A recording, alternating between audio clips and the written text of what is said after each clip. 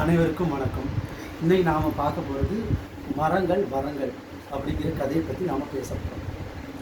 இப்போ பார்த்திங்கன்னா, ஒரு முதியவர் காட்டுக்கு மூலிகைகளை சேகரிக்கிறதுக்கு போனார். அப்போ அவருக்கு கொஞ்சம் களைப்பாக இருந்துச்சு. சரி, ஒரு மரத்துக்கு அடியில் ஆலமரத்துக்கு அடியில் போய் படுப்போம் அப்படின்ட்டு ஆலமரத்துக்கு அடியில் போய் படுத்து கொஞ்சம் நேரம் தூங்கிட்டு இருந்தவர் கனவு. அவர் கனவில் மரங்கள் எல்லாம் சண்டை போடுற மாதிரி ஒரு கனவு. அப்போது ஆலமரம் சொல்லிச்சு, நான் தான் பறவைகளுக்கு உணவு தர்றேன், வர்ற எல்லாத்துக்கும் நிழல் தர்றேன், அதனால் நான் தான் சிறந்தவன்னு ஆலமரம் சண்டை போட்டுச்சு.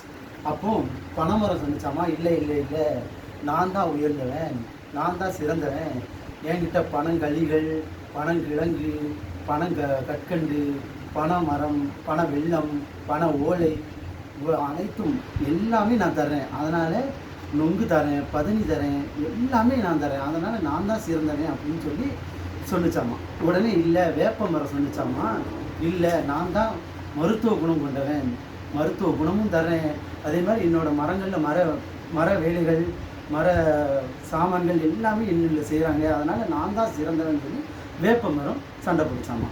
அதுக்கு நம்ம வாழை மரம் சொன்னிச்சாமா, இல்லை இல்லை இல்லை, நான் தான் சிறந்தவன், என்னோட வேர்லேருந்து இலை வரைக்கும் வாழைப்பழம், வாழைத்தண்டு, வாழைக்காய், வாழை நீர் எல்லாமே பயன்படுத்துகிறாங்க மக்கள், அதனால் நான் தான் சிறந்தவன் அப்படின்னு வாழை மரம் சொல்லிச்சாமா. அதுக்கு தென்னை மரம் சொல்லிச்சாமா, இல்லை இல்லை இல்லை இல்லை, நான் தென்னை ஓலையிலேருந்து என்னோட மரம் பட்டையிலேருந்து எல்லாமே பயன்படுத்துகிறாங்க, நார், தேங்காய் நார், தேங்காய் இளநீ, தேங்காய் எண்ணெய், துடப்பம் எல்லாமே எங்ககிட்ட இருந்தால் பண்ணுறாங்க, அதனால் நான் தான் மிக சிறந்தவன் தென்னை மரம் போட்டி போட்டு சொன்னிச்சு.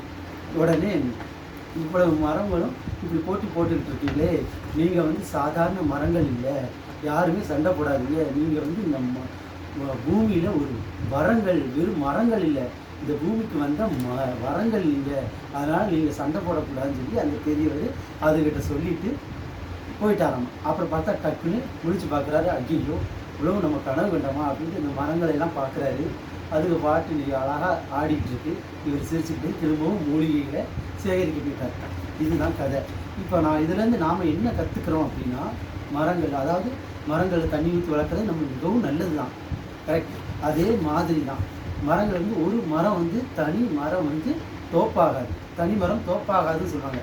அதனால் எல்லா மரங்களும் சேர்ந்தாதான் ஒரு தோப்பு. அதே மாதிரி தான் ஒரு மனிதர் தனி மனிதனாக இருந்தால் ஒரு நல்ல நாடு உருவாகாது.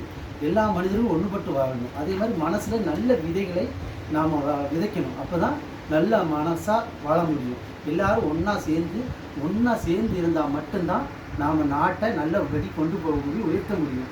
அதே மாதிரி தான் மரங்கள் எல்லாம் எப்படி நாம் வரங்களாக இருந்துச்சோ, அதே மாதிரி மனிதர்களோட மனங்களும் நமக்கு நல்ல வரம் தான். ஒவ்வொருத்தருக்கும் ஒவ்வொரு தனி சிறப்பு இருக்குது.